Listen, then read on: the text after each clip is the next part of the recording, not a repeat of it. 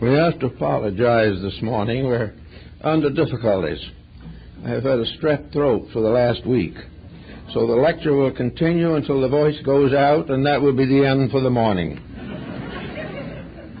In the meantime, I'd like to also announce what I would normally announce at the end, not knowing when the end will arrive. Namely, that my wife is with the Veritat Foundation is meeting here this afternoon at 1:30 to play a videotape that she made in Masonic Temple in Sabona last week, 10 days ago. So the public is invited. Now this morning we have a good subject. I'm sorry. I've asked to have the public address system as raised as much as possible. I hope you can hear. Have you been able to hear us up so far? Yes. One hand went up in the back. That one heard.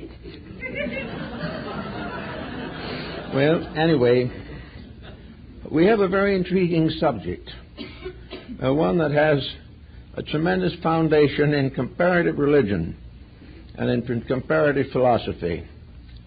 As we realize, the doctrine of reincarnation was not part of the equipment of the Western thinker in ancient times. It apparently originated in the Trans-Himavat in northern India and gradually drifted southward through most of Asia, finally into Egypt and Greece, and now into the Western Hemisphere.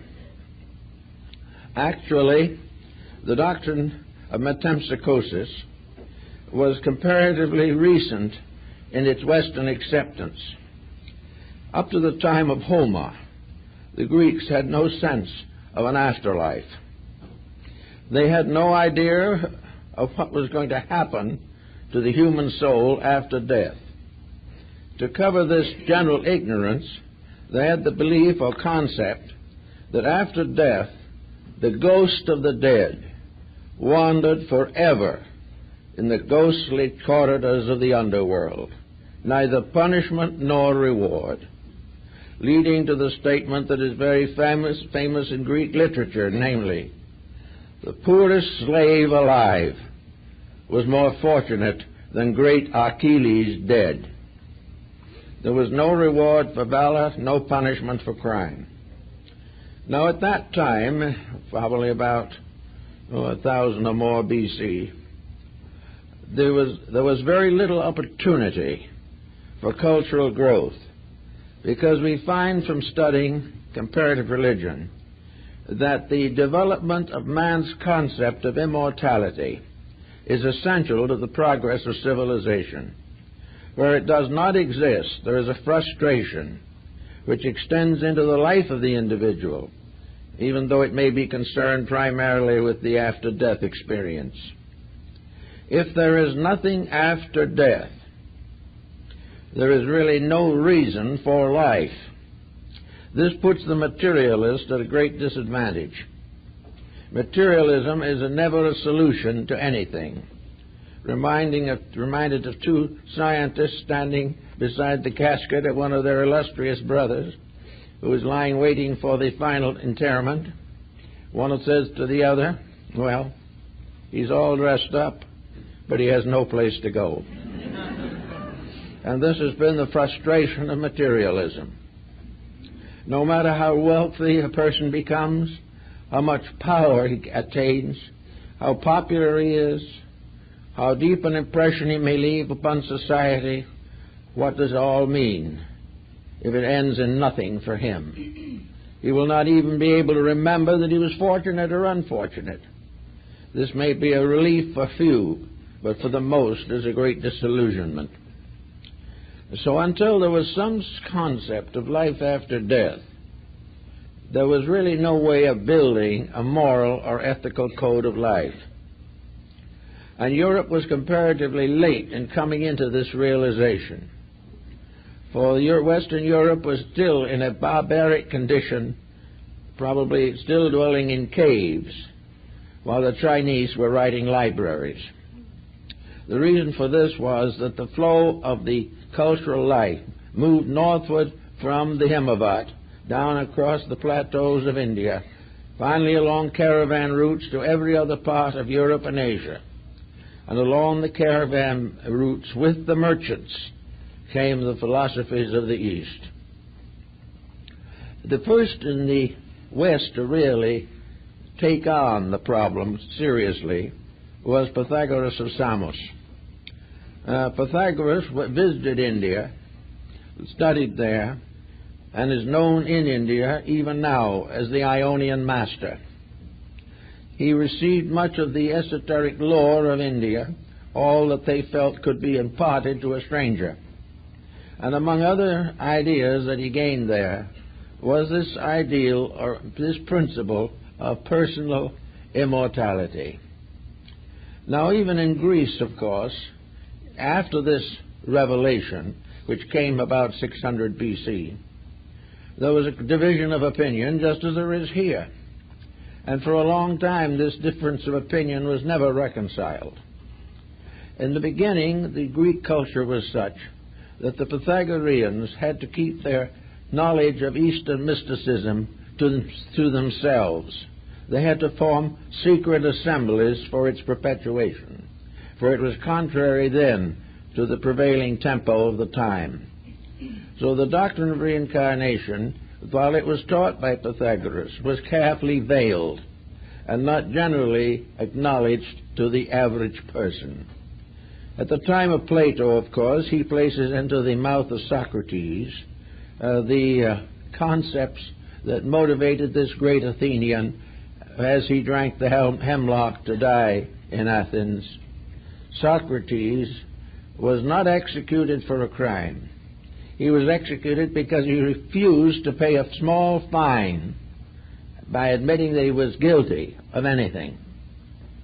So he chose death to paying the fine. And while his disciples were gathered about him, he said, "Don't worry too much. I'm really getting the better part of the deal. I, the convicted, am going to leave here very shortly now. But those who convicted me must suffer with material existence for a number of years to come." In other words, Socrates felt that he was out of a bad bargain. At that time also, he said, there is only two possible answers to life after death. Is that either I go to sleep forever, and there is no more Socrates, not even a dream, not a nightmare, not a shadow. I am no more. Or else, I do not go to sleep forever. And when I get to the other side of life, I find myself in another universe, a universe I have sought for years to study here. But actually, one can never know till they get where it is. In the other side, if there is something after death, I may find answers to the great questions I have sought all my life, not only concerning myself, but the common good. Now, this was the way the Greeks took the situation at that time. Now, in Asia, where reincarnation was generally accepted at a much earlier date, we find a careful consideration of the elements involving this doctrine. And as it descended through the Iranian-Aryan migrations, it mingled its own beliefs with a whole group of folklores and folk religions all over the world. And it became a fixture added to something else. A good example of that, of course, is Christianity. Up to a comparatively recent date, Christianity gave no consideration to the possibility of reincarnation. It was contrary to all the beliefs. And then gradually a certain group of people began to make a wedge and inserted this doctrine without taking away any of the essentials of their previous beliefs. So we find gradually evidence also in the Scriptures that this belief in reincarnation had reached the Near East and North Africa, certainly as early as the time of Alexandria, but was not generally discussed, and every effort was made to prevent its dissemination by the rise of the early church. So we had the doctrine held in secret, a doctrine believed by a few, sworn to discretion, for fear of bringing upon themselves a tremendous persecution. Now, why would anyone want to persecute a person for believing in immortality? Well, there are possibilities in many ways, especially the doctrine of reincarnation, because it interfered with the rather simple but inadequate doctrine of heaven and hell. It was no longer a case where the good went to heaven and the bad went to hell. For in this case it was decided that among human beings there were very few worthy of either termination. They actually were somewhere in a middle distance, too bad to go to heaven, too good to go to hell. Something had to happen to them. And the answer gradually emerged from the Greeks and later from other European sources, and also from the mystery societies that originated in Asia, that actually the only place where an individual could fulfill his destiny is here where he started it. What is the solution to a life that is cut down in the midst of its action? The criminal is killed or kills himself to escape the consequences of his own misdeeds. The virtuous individual dies among his relatives and the hopes for a better life to come. But all of these circumstances are depending upon something else. Where from here? What happens after it's all over here? Well, if there is an evolutionary plan, if there is an educational system in the divine consciousness, if we are here for a purpose, if we were fashioned for a reason, if it was intended that we accomplish something, the plan didn't work very well. The individual suddenly finds that he came without knowing why, and he goes not knowing where. In the meantime, he has made some mistakes, gained a little intelligence, had made a few conscious corrections of his own nature, and developed a few new moral improprieties, and all this, he suddenly lies down and departs. What happens to all that is inside of him? What happens to Socrates when the body goes? Is he likely to choose to drift off somewhere among the ghosts or even among the spirits? Why is anyone going to go who is unfinished? And is there anyone finished? This was one of the problems that affected a great many philosophic thinkers. There seems to be no answer to the reason why the individual, in his 60 years and 10, maybe advanced as much as 50 years now, but he comes imperfect and he departs imperfect. If there is any perfection, it's not here yet for the average human being. And if one with extraordinary virtues comes along, we punish them severely. So the problem answers, if the business is unfinished and it started here, why else should it end? The answer would seem to be here. Wherever problems are caused, they should be solved. Whatever we are here to learn, if we do learn it, it should be of some use. If we become very thoughtful and careful in this life, are we going to sleep with those who never gave life a thought? If we kept careful control of our negative attitudes, what good does it do? The virtuous and the vice-ridden go down to sleep together. And the approved reward is inadequate. You certainly cannot expect an individual to be rewarded merely because he joins a church. He has to be some consequent of incident within himself. He has to earn a better life. And to learn a better life, it would seem he would have to learn it where he lives, because we have no proof that he can learn a better life in some place that is not here. Furthermore, if he departs from here, what use is the experience he's had here? If he goes to an entirely different condition, then what does he gain? Why is it all necessary? And little by little, people began to think this through. And out of it came a rather careful consideration of the concept of re-embodiment, of an embodiment of consequences, that karma, operating as the law of compensation, is keeping charge of the individual. We are all in school. And if in school we flunk a course, we have to come back and do it again. And we will generally keep on flunking it until we pass. And this seems to be the way life is built here. We cannot condemn an individual but for a single failure. We cannot convict the ignorant for not knowing what the wise know. We cannot convict individuals born in various circumstances beyond our understanding for mistakes that we might not make, but they naturally will make.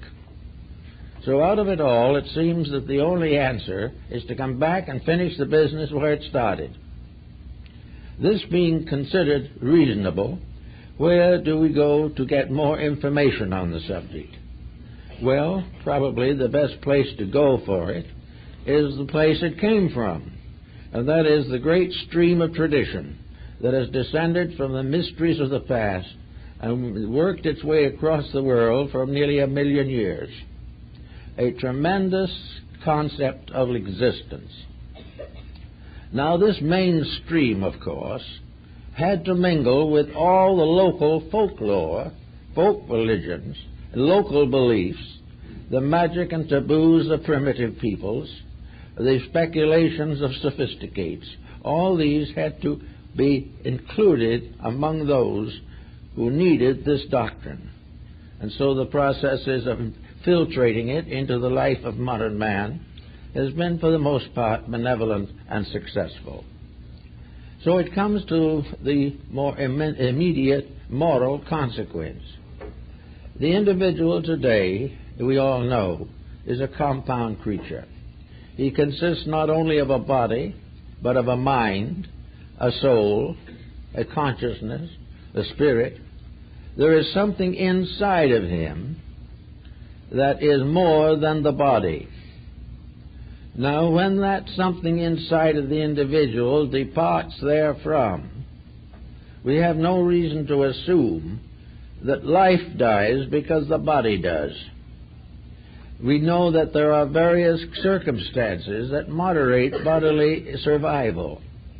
In this material world, the pressures of circumstance, especially from the outside, or reactions to circumstances from the inside, make it virtually impossible for the physical body to endure indefinitely. It is worn out by the frictions of physical relationships. It is worn out by the pressures of wars, disasters, plagues, poverty, crime. The whole material world gradually wears out, but for the individual. But there is no reason to assume that the life in the individual dies with the body. If the life dies with the body, we have a total zero for everything. There is nothing more, nothing less. Whatever we did learn is meaningless. Whatever we should have learned is meaningless. And there is no chance to improve the situation. But with the doctrine of reincarnation or rebirth, we discover or decide that the human being divides essentially in two parts. That part which is mortal and that part which is immortal. The immortal part is vested in a mortal fabric, but this vesting can be separated. It is quite possible for the immortal part to survive the disintegration of mortality. Of course, there is a little comfort in some of the things that we find in records of history. We know there are cases in which apparently a person has totally died, and after several days or several weeks has come back to life. And nearly always the story is the same. What happened to them was completely different from anything in their material existence. But that part of the story is very much alike everywhere. Of course, you can bring against this the argument that as long as there was capacity to come back, death was not total. This problem has, of course, interested and influenced a great many thinkers in this particular field of research.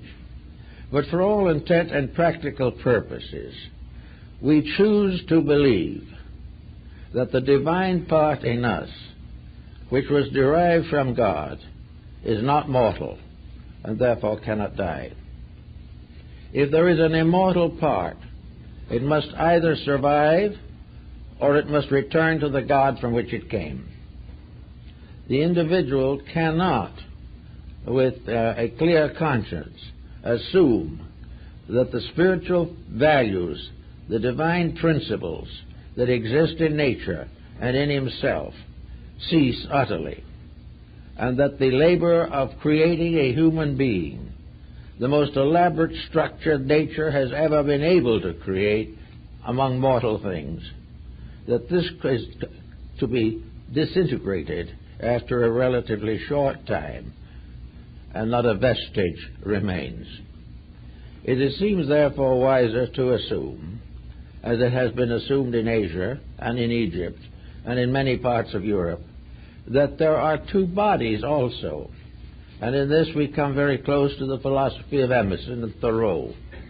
Emerson was quite aware of the fact that there has to be two kinds of bodies. One is a body of mortality. That is the body that goes with death.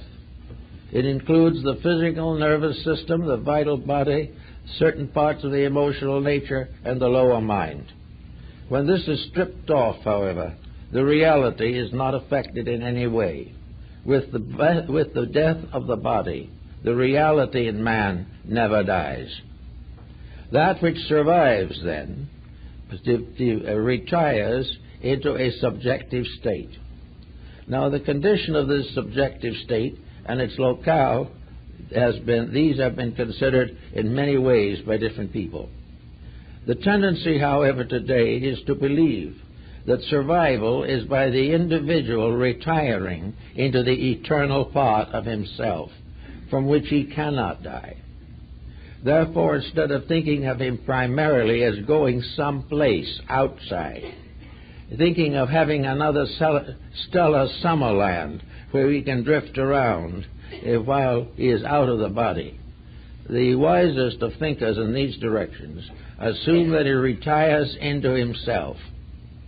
And as he retires into himself and leaves the body behind, he finds that he is retiring into something infinitely greater than the body that he left behind. That here within himself are all the principles, all the causes, all the elements that explain his mortality. Here are the sources of every impulse, every attitude. Here also is a great building plan, a spiritual architecture, by means of which the divine Creator molds the inner life of the individual by a series of sequent embodiments.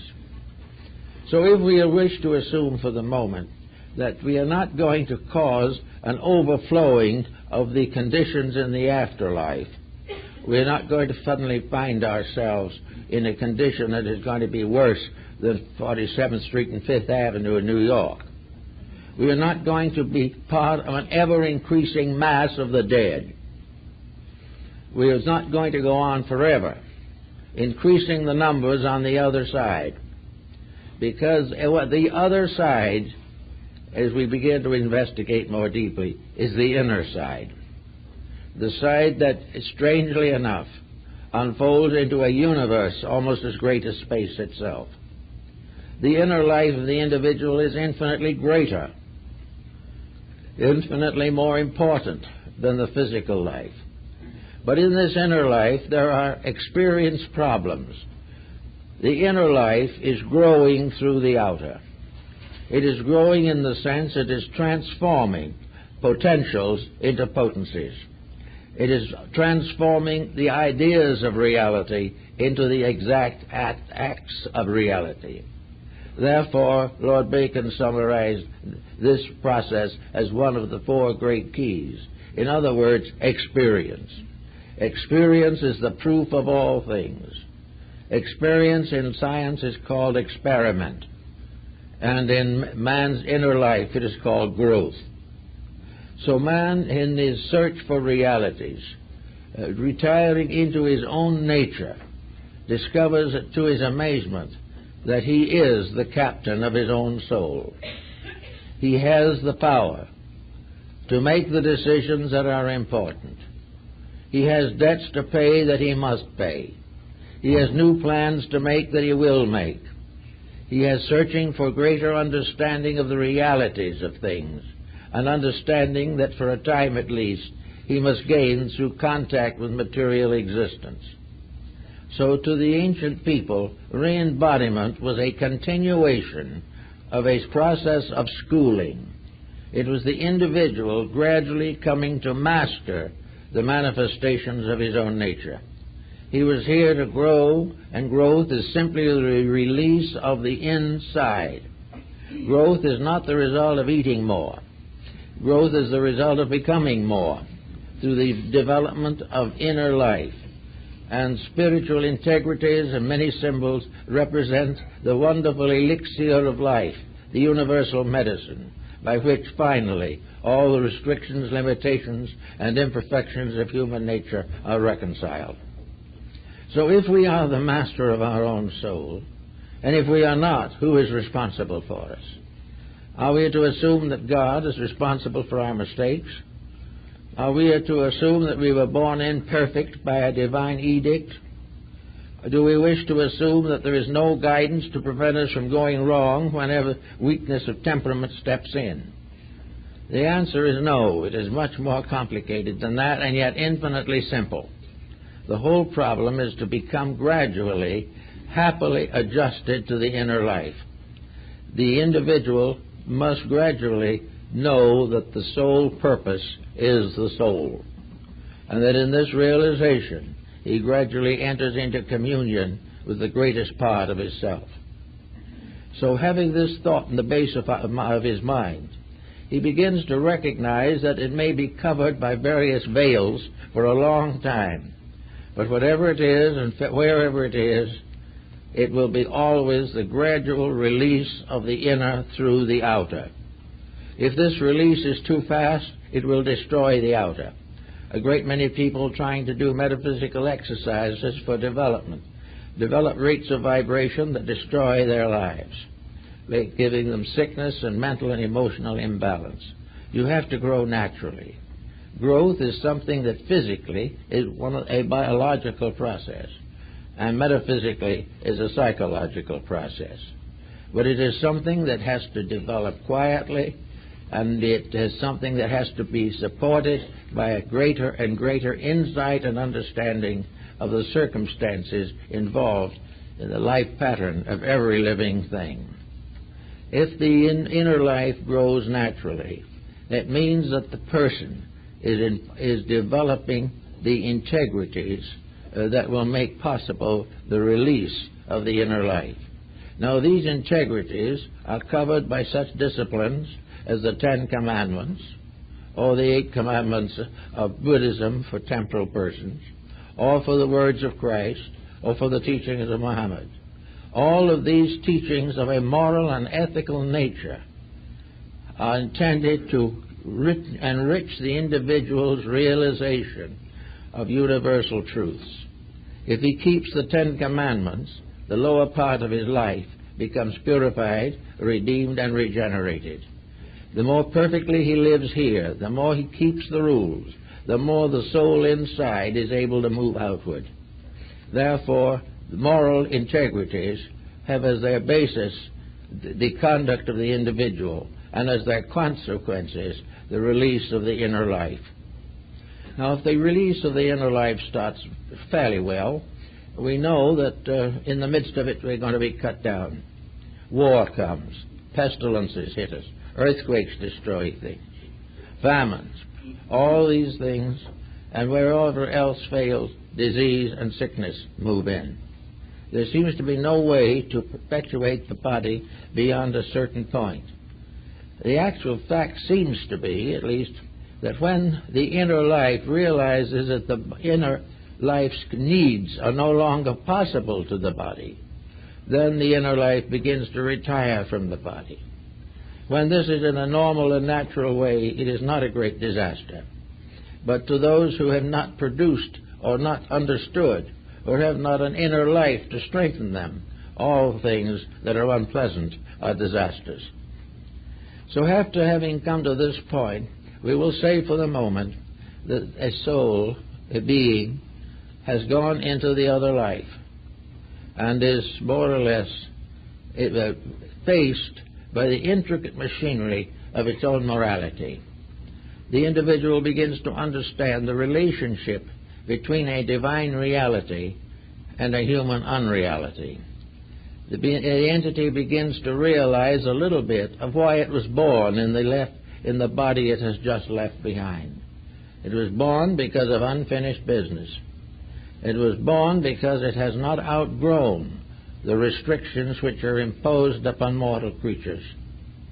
Therefore, in a period when gradually the lower vehicles of embodiment are dispensed, gradually, little by little, the vital body is returned to the vital fountains of life.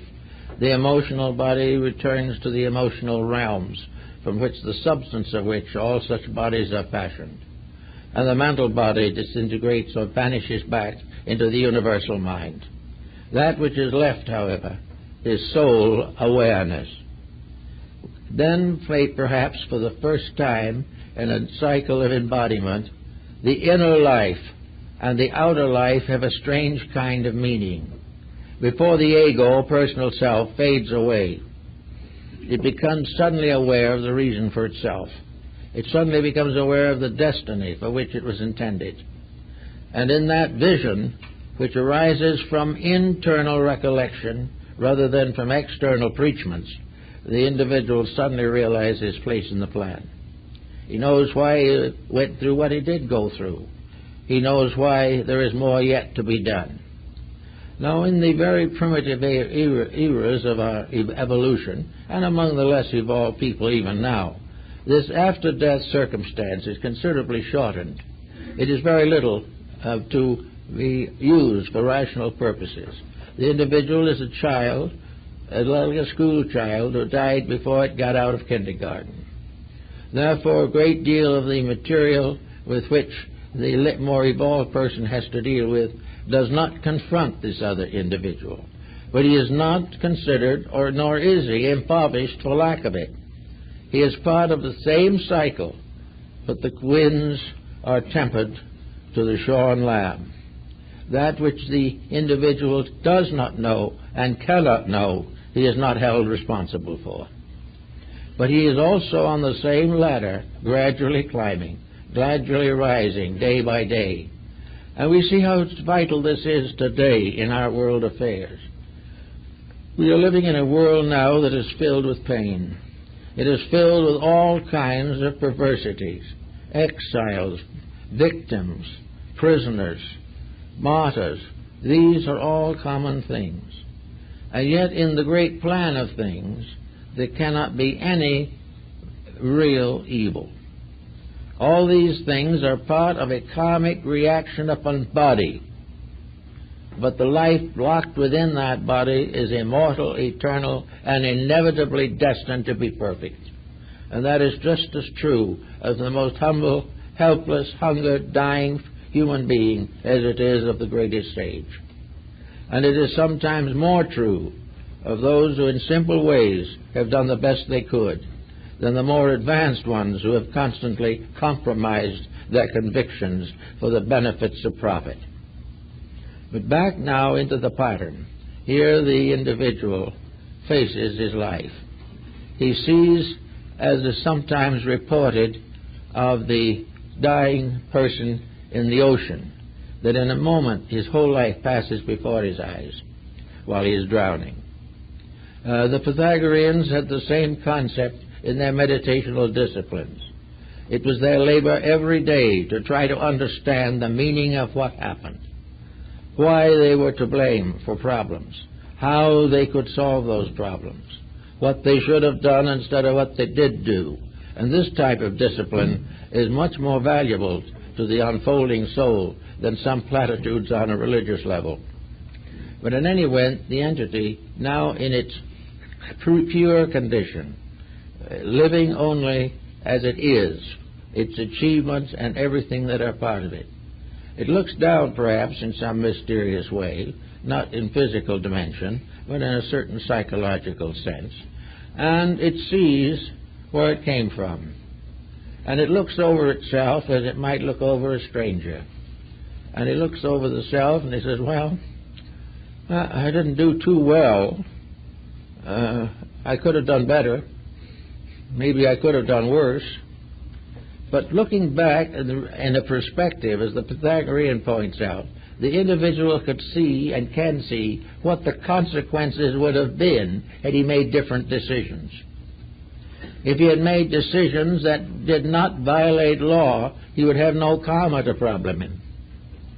If he had made those growth emotions that nature intended, he would then move into the next higher step painlessly and without inconvenience. But every good thing has to struggle for life in this world, and corruption seems to be the favorite. But so this under higher thinking, the individual begins to contemplate his future existence. So, according to the old teachings, the little souls do not contemplate. They take what comes next, because it is the only thing they can do. But there is nothing that happens to them next that is dangerous to their ultimate growth. It is that they have not yet awakened to the degree where they may make certain decisions for themselves. But as life evolves, as people grow, as the intensities of effort get greater, we find many divisions and levels of human beings. We find many who try very hard to do what is right. Some make mistakes. We also find many people who start out in life with noble purposes, but some old karma catches up with them and gives them a world of trouble. All around we see this process of growing, which is, of course, a divine institution, for we are all in the school of the Holy Spirit. And having come to certain decisions, and having achieved at certain levels, and having advanced certain special forms of knowledge, as in law, or in medicine, or architecture, music, all these things, the entity, the subjective part of the individual that did not die with the body, begins to realize that there are things that it needs to do. And it needs to do them to take care of old business, and it needs to do them to advance new business that is appropriate and necessary. Gradually, the entity itself becomes aware of its own place in the law of rebirth and karma. And having attained to this degree, there is an increasing privilege of the entity, or the soul itself, to employ its own energies to help this being to select a proper destiny. So if the individual has a bad karmic lesson, he might be an individual who avoided the karma from this, or perhaps died and affected this release and thought it was over. But it wasn't. It's never over till the debt is paid. But he looks and he says, well, that looks like it's a little unfinished business that is going to hold me back. That will always be there till I solve it. I had a grudge against Jones. I'll always have that grudge until I stop grudging. He also says, I always work too hard for profit and not enough for principle. It's about time to take these changes. Another says, I was selfish. I sacrificed the love of my family to some gain for myself. I owe my family a debt. And little by little, the entity can choose, and often does choose, at least part of the burden it is going to carry the next time it comes. Now, when it gets back in the body and faces what it chose, it may not be very happy about it. It is already no longer clear. It no longer sees everything. It is all covered in murky now, and there's nothing but an unpleasant situation.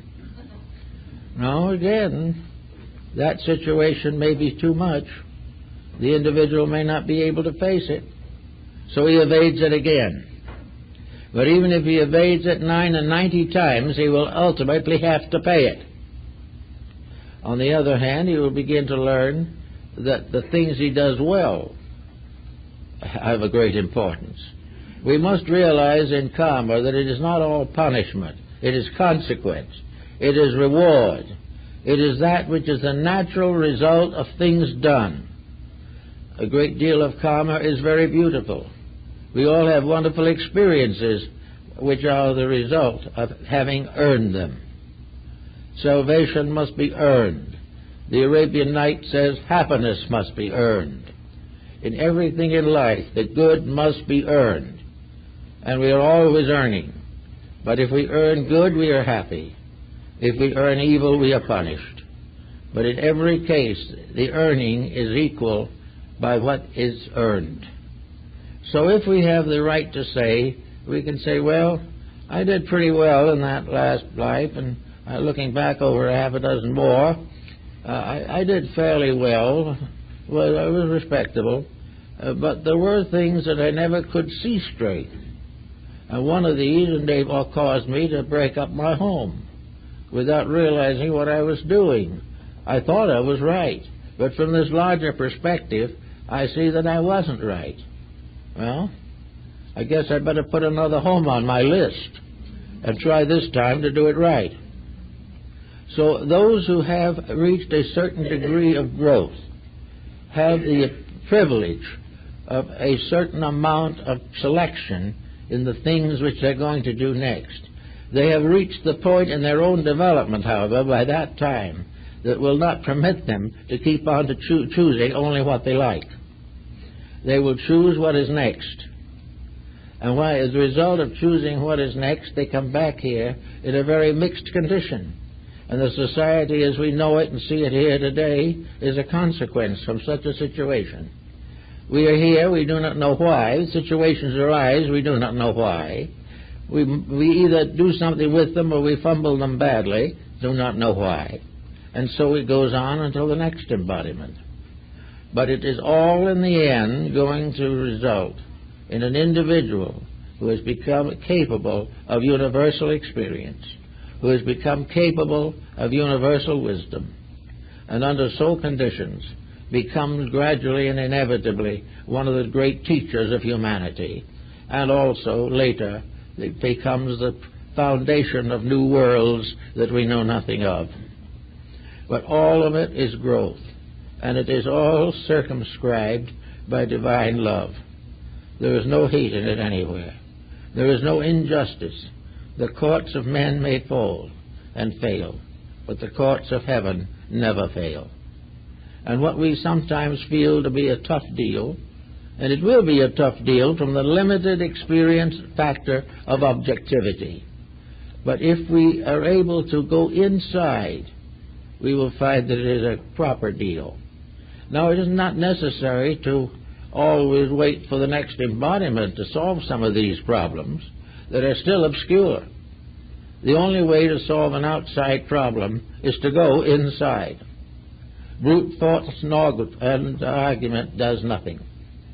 We have to go inside and in quietude call upon the best resources that we have to solve even the commonplace incidents of life. When between incarnations, it's the same thing. We are forever laboring to fulfill the destiny, be ye perfect, even as your Father in heaven is perfect. We have to do this because it is perfection only that is safe, not only for the individual but for society. All things must do it right or troubles will never end. Ulterior motives are the most dangerous things in the world, and there's nothing that can bring an individual back with a lot of unpaid bills than a series of ulterior motives while he is alive. Well, nearly all moral religions have to do with a code, the Ten Commandments and things like that. They try to teach people to be good enough to get along in a civilized relationship. They warn against all type of ordinary, ordinal sin. they help us to build a foundation for the improvement of life. And the doctrine of reincarnation does not interfere with any of these commandments, because it requires them for the fulfillment of itself. It is only when the individual makes some type of dedication that he begins to grow. If he does not live a little better each life, there is a stagnation in nature. Actually, however, he can't be stagnate very long, because in those intervals between embodiments, the message comes through loud and clear. He has to face it. And out of having facing it, he becomes a step further along the path of his own immortality. Now, some also have asked how long part of the great cycle of life. It was, according to Pythagoras and most of the followers of the Eastern schools, that under normal conditions the individual is out of embodiment from 600 to 1200 years to accomplish two purposes. In the first place, there's a great importance which we seldom realize in the matter of re-embodiment, to realize that we are coming back into another world. If we come back into the same environment we went out of, the situation is infinitely more difficult and sterile. But if there is a great time in which a whole major move of civilization must inevitably, ultimately be in the right direction, then the individual comes back on an uprising surge of progress, and it goes with it. But if he came back too soon for no good reason, he would not have this experience. There are many times also in which individuals, some special purpose or reason, may come back sooner. And there's also sometimes it has been estimated that certain of the sages of long ago would not be able to return to grow until the world catches up with things at 10,000 years from now.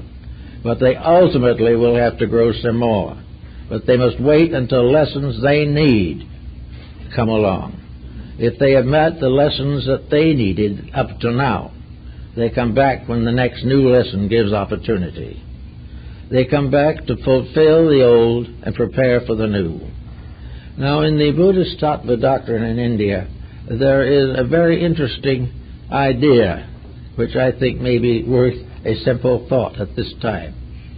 Assuming that these bodhisattvas are essentially enlightened beings, under the same laws that we are. There is no power that can break divine law, even God. Divine law is eternal. But in various times and various conditions, entities grow. And there's the story, of course, of the bodhisattva who is ready to depart. He had fulfilled all of the karma. He had paid every debt that he owed to society. There was no longer a bad sin holding him back or a worldly attitude to prevent his growth. And so, according to the legend, he stood on the edge of a great cliff that led out into the nirvana, the infinite, which, however, is not eternal. Nirvana is a state relating to growth within this world pattern. When this world period ends, there will be a new concept of reality. But anyway, this particular being, standing there, is supposed to have heard the cry of the dying bird. And as a result of that, a great mercifulness came over the being. And it took the vow that it would never go on and make that last final adjustment until it could take with it every other living creature. This was the great renunciation, in which a voluntary return to conditioned existence, although it has been outgrown, is part of the real inner life of the world Savior, the great sages, and the great teachers. They may have learned all there is to learn, but they cannot go because of a commitment inside themselves until they can share knowledge with every living creature. Now, there's another interesting phase of this problem, that most people don't realize or pay much attention to. And that is that every living thing is also object to these laws. The tree, the bird, the flower. Everything is subject to the law of cause and effect on its own level. It must experience that which is next for itself. We cannot judge these experiences. We do not know what hoot owls need next. We do not know whether the small tree needs a particular thing. But the infinite life of things knows what everything needs. And so we find the law of reincarnation is held wherever there are sentient beings. And therefore it is perfectly possible for animals to return also, under the guidance and direction of their group spirit. For they have little lessons to learn. They have their way of unfolding the soul within them. For in the last analysis of things, the soul of the little bird is not less than the soul of man. All these things are growing under law, and that law is eternal love. But discipline is the only way in which that law can operate and can bring all things to the fulfillment of themselves. I don't think there is any virtue whatsoever in the individual trying to prepare in this world for reincarnation in the next. What he should do is not try to build a dream or a hope or meditate on or listen to something about a better future. We have to face two simple facts. The good future depends upon a good past. It depends upon solving the causes of a bad future. We know in ordinary court that dishonesty is usually punished, but we always hope that moral dishonesty won't be noticed. We also sometimes take refuge in atheism, which of course is the very, very large problem of destroying everything in order to get rid of our own limitations. Whereas it is perfectly possible for us to grow and unfold and perfect all of these things. And so all creatures have this particular propensity.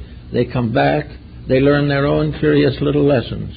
The baby rabbit learns from its mother. There are no words. It must watch, be ever mindful. It must crouch down when the mother crouches down. It must hop behind a bush when she does. These are the laws of survival in that world. But it is learning. And everything that lives is learning.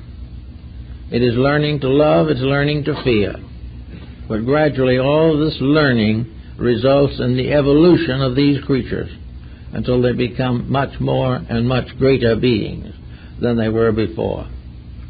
Now we might also take a moment to consider something. What about the end of all of this? We've decided that we are able to gradually come into complete adjustment with that part of ourselves which comes down into embodiment, the incarnating ego. We expect that the soul power coming through the ego will finally fulfill the need of a virtuous life. The dedications will grow, and finally, little by little, the small debts of existence will be paid. Now, what does this all mean in terms of the future? Suppose we get all these debts paid. What then? Well, there's all kinds of answers. The brief one, of course, is, in theology, that if we get everything right and everything is correct, then we go to heaven. But this is a little dim also. And there's not too much enthusiasm generated by this thought.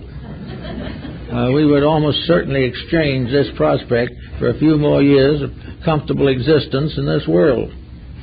But in the philosophy of things, there's a very interesting thing. Because now we come into what you might call astrotheology. Here we come into the great systems of the cosmos. The systems in which the whole universe and hundreds of other universes and great galaxies and solar systems and all kinds of phenomena in the universe which we cannot see, but which was intuitively believed by some of the earlier scientists, such as Pythagoras and Ptolemy of Alexandria. We live in a universe that is one vast organism, one tremendous power, one great entity, and one of the even beyond that, on, beyond comprehension. We cannot go that far. But we are part of something that grows. We are a little bit reminded of the idea of the old businessman who trained his son to come after him in the business. And this is the same type of thing. We are all in training to take over our part of a bigger business. We are all here so that we can become powers in the unfoldment of greater systems of life. This little solar system, Mark Twain called it the wart. But this little solar system is just something out on the edge of the great universal system. One hardly noticeable. But here in the invisible life of the planet, it is making its part in its own growth. This planet will someday be a sun. And when it comes to this degree, it will have its own planets. And all those beings that grew up in it when it was an earth will go on, become parts of something more noble, more beautiful, more wonderful. But there will always be learning, there will always be living, and there will always be loving. These are the great keys of eternity. And we may go through vast galaxies, through huge complexes of solar systems, until finally we might say we come to the actual throne of the eternal. When we get there, we will know. Until then, we will not. But in every bit of growth, we're not just growing to get into this world and out, nor are we growing just to get a better adjustment in this world. We are growing to attain our citizenship in creation, our citizenship in the great plan of things. And everyone is a citizen. We may go to jail a few times en route, but we will all be citizens in good standing. But nature will never let us rest until we are. So we might as well get used to the idea as soon as possible. And so we are all part of this great unfolding mystery. And according to the Oriental thinkers, someday each of us will be a solar system, or more. We are now. We just don't know it. There are more parts in us now, more living things in us than on the planet. Millions of living things depend upon us to survive. And when we get mad, millions die of plague within our own flesh. We are growing up also as custodians of life. And wherever we make a false move intentionally, we have to pay. That false move is not going to be fatal. No one is going to be lost. There is no lost souls. There are only a few that are delayed a little longer than others because of the things that they do and the way they live, the way they think. But in the end, somewhere beyond is a tremendous blast of glory. Jacob Boehme, the German mystic, in two visions, had the experience of suddenly seeing the cosmos open. It was something so utterly unbelievable that he could hardly breathe. He never could describe it, any more than he could put down its details. But it was a tremendous, infinite reality from which we are locked by the restrictions of our sensory perceptions and the deficiencies of our integrities. But out there is where we're all going, because none of us can die. We can have all kinds of false attitudes on the subject. We can believe anything we want to. But the truth is, we are all eternal. Having come out as sparks from an infinite flame, we go on forever. And gradually, as we go, we create worlds. We create new orders of life. Here in this little world, we have inventors. We have artists. We have those who work for all kinds of constructive enterprises. And we have an educational system that is a shadow, a very faint shadow of the reality. This educational system starts us out in kindergarten. And I think we're going to have a major improvement any moment now, because we're going to have 2 years in kindergarten instead of 1, according to the new educational structure. But in the kindergarten, where a great many still are, we have the beginning of an education. And what is that purpose of that education? That we can learn to read and write. That we can gradually come to the point where we can become independent living creatures. Take care of ourselves, accept responsibilities, and contribute to the common good.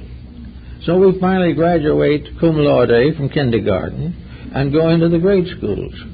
Here we go on grade by grade till we get to the junior high. And whenever we graduate from something, there's great rejoicing. Then we go on a little further and we land in the university. So we go there and we learn something else, usually about the thing we want to do, a thing we want to know more about. There's just one little weakness in this situation that I think someday, not too long from now, may be corrected. There should be a great university system that teaches us where we are really going, that opens to us the realization of a future infinitely greater than any physical institution can bestow. But anyway, we go on. We learn a profession or craft or a trade, and we become a Bachelor of Arts or something. Then if we're going on a little further, we take the master's degree, and finally, if we are able to survive it, we reach the doctorate. And then having reached the doctorate, we are then supposedly at the head of our educational system and are supposedly able to make a living. This is not always certain, however. Also, what we can study and how we can study it are all controlled by highly opinionated people. But the theory is the same basically, namely that we're all going through the grades of the school of the Holy Spirit. We are all part of an educational system that began so far back we can't even imagine it, and will go on into the future so far we can't imagine that either. But we are in a perpetual process of growing. And this is not going to be terrible. It's not going to also make us sophisticated or give us false pride or make us feel better than other people. All growth is for a purpose. You can go to law school and become a lawyer. You can go to medical school and become a doctor. But these are all material things. The great school of the universe is going to make us something else. It is not going to make us successful in this world, necessarily. But in that school, we learn the mysteries of heaven, of eternal life, and the fulfillment of all good that is possible. That gradually, by degrees, and in our own time and in our good way, we shall become truly citizens of the universe. Full citizenship with voting power. Here we vote for some kind of a physical candidate and afterwards wish we hadn't. There we become part of a citizenship that gives us a right to participate in eternal growth and eternal life, where we will all find we are in more than a democracy. We will be in a great world in which we will be all part of one gigantic family in which everyone works for all.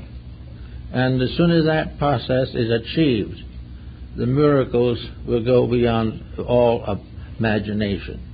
For the great miracles are in space, and we're not going to cross them with spaceships. We're not going to get anywhere by trying to find out whether there's anything but broken rock on Mars. This is not the answer. We are in a tremendous living universe. We are in a world of infinite potential. We are in a world that goes on beyond the dreams of the most vivid imagination. And we're going to someday be people who will be proud of themselves. But by that kind, we won't care whether we're proud or not. You'll be busy doing the things that are next. Now, if therefore we are working with the idea of karma and reincarnation, let's get right down to the little ordinary worldly situations we face. Let's try to realize that sometime we're going to have to meet all the unfinished business of our lives. we're going to have to face up to the things that we avoid and evade. We are going to have to find that we cannot afford a quarrel.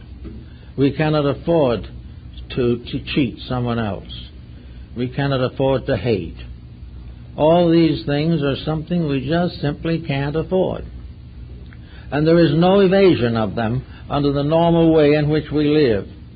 A very interesting story comes out on that from one of the discourses of Buddha. It seems that once upon a time a great general, who was the head of the armies to defend a native ruler, went to Buddha and said, "I've taken an oath to defend my king and my country. And if there's war, I have an oath that I must win that war if I can. And yet you tell me that I must not kill. What is the answer?" The Buddha looked at him for a couple of minutes. He said, "You swore the allegiance to your king.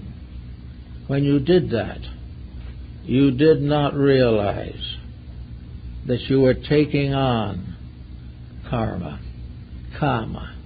If it is necessary for you to keep your rule, and there's war, and you kill, then you must pay that debt in the future. It is part of the obligation you take when you accept the leadership of his armies. The fact that you win the war is not the answer. Any destructive act for any reason has to be paid.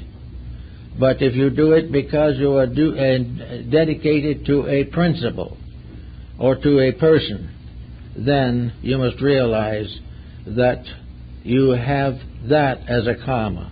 In other words, you cannot serve this other person without paying for that service if it demands misdeed. That's a pretty strict rule, but it is part of the way we all have to look at these things one of these days. So we have to work in our way. Pythagoras started it with the disciplines. The discipline of retrospection. The individual sitting down and living his day when night comes, rather than waiting to live it after death. If we can put our books in order before we go, we don't have to struggle with them afterwards. But they must be put in order. And the only way in which we can add to our growth in good karma is that we have paid off that which is debt. Karma cannot be subsidized or changed, but it can be gradually prevented if we find out the things which it would teach us otherwise. If we are angry and continue to allow the body to be afflicted by various ailments, high blood pressure, etc., arising from anger, we must face it. If we decide to go in for narcotics and we kill ourselves that way, we have to face it. If all these things that we do must be ultimately worked out, and the things that we do one by one we must work out, every one. So if we can, by some good measure, limit the negative factors of our daily living, then we have an opportunity to give added emphasis, growth, and release to the good parts by which our growth is assured. We can grow directly by doing it right, rather than grow indirectly by doing it wrong and learning the lesson. In other words, we are able to do many things every day to help us to meet the challenge of transition. If we do this, we find gradually that our condition is markedly improved. Pythagoras was able to help his disciples to weed out all kinds of little inconsistencies, little absurdities of action and conduct, little ulterior motives that crept in. All kinds of weaknesses and failings can be weeded out by retrospection, by the possible use of the rational faculty to learn the lesson without waiting for the punishment to come. If we can do that, we are going to be very much better off than we would otherwise be. because we will be growing every day of our lives. Also, there are other things to bear in mind as we go along, and that is the possibility of adding daily to good karma. We make mistakes, and every day we add a little to the negative side. Therefore, it is good to make something unusually right and add in that way to the good side. Every good deed is a mysterious power to carry us further on the great growth problems of life. So we better do it if we possibly can.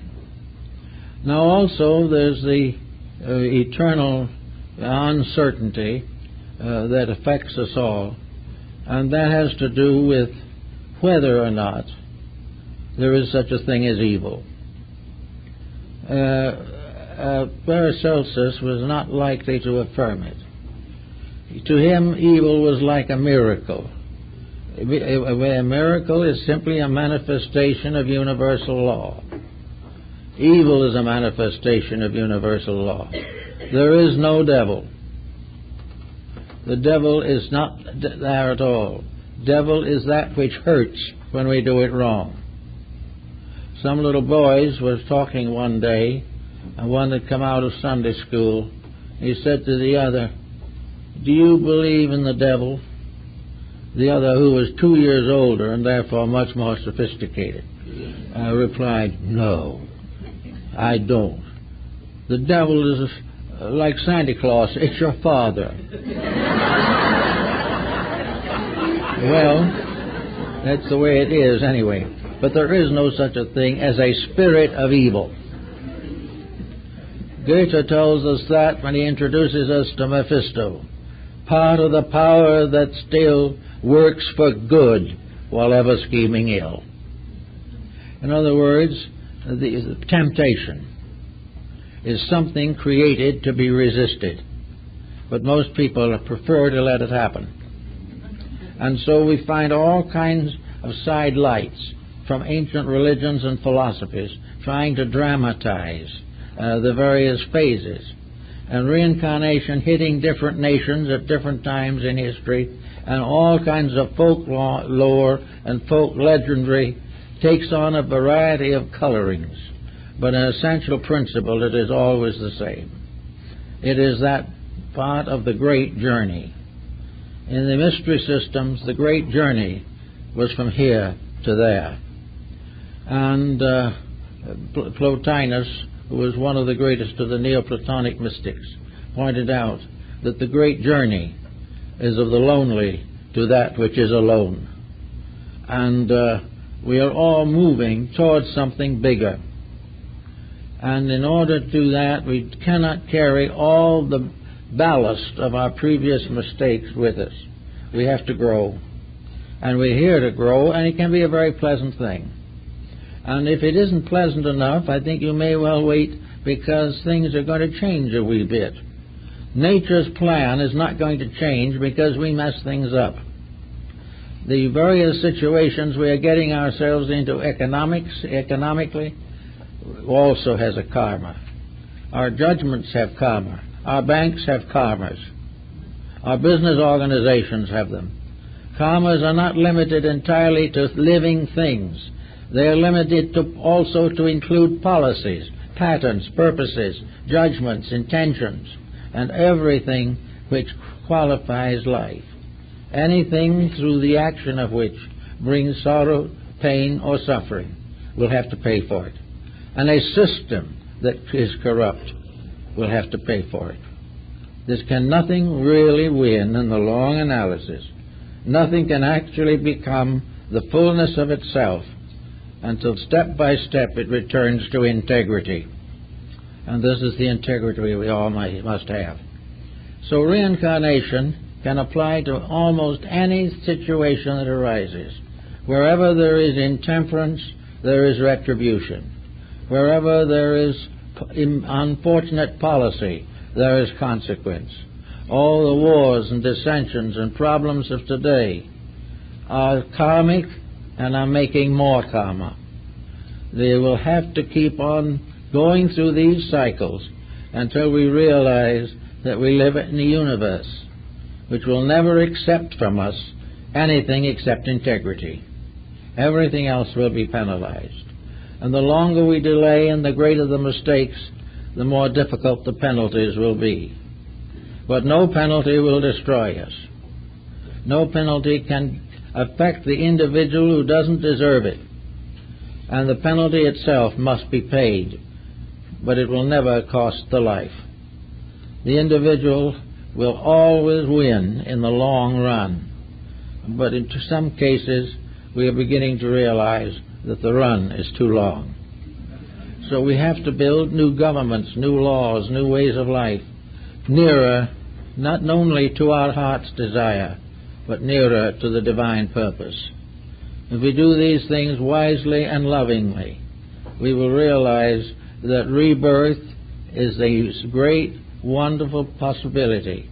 It is the law that makes all things grow to the fulfillment of themselves. And it is also the absolute promise of absolute and ultimate immortality for everything, including the small bug in the sunbeam. It is all part of eternal life, eternally unfolding. And with those thoughts, I think we all can kind of fit into the idea of reincarnation, regardless of our other religious affiliations. Thank you.